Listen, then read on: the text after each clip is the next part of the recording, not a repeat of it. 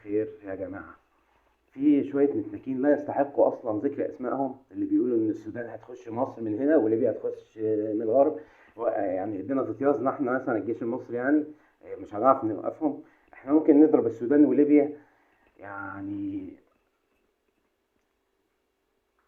ندمرهم نهائي، ممكن ندمرهم نهائي من غير ما نحرك جيشنا أصلا.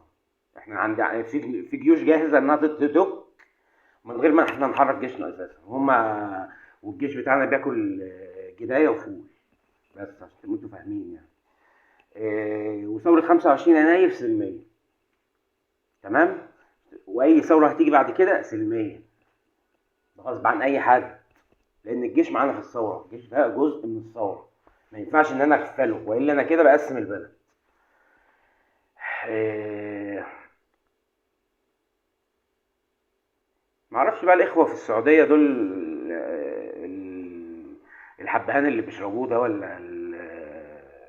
ولا البخور اللي بيشموه من الهند ده بيصور لهم حاجات غريبه يعني. مصر والسعوديه وتشاد، يا سلام.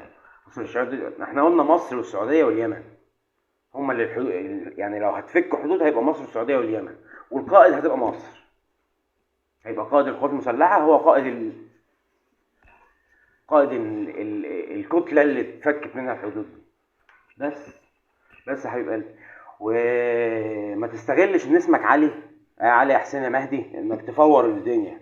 انا مع علي خامنئي، علي خامنئي ده انت ما تحلمش تكلمه اصلا، ماشي، انما انت كالسم.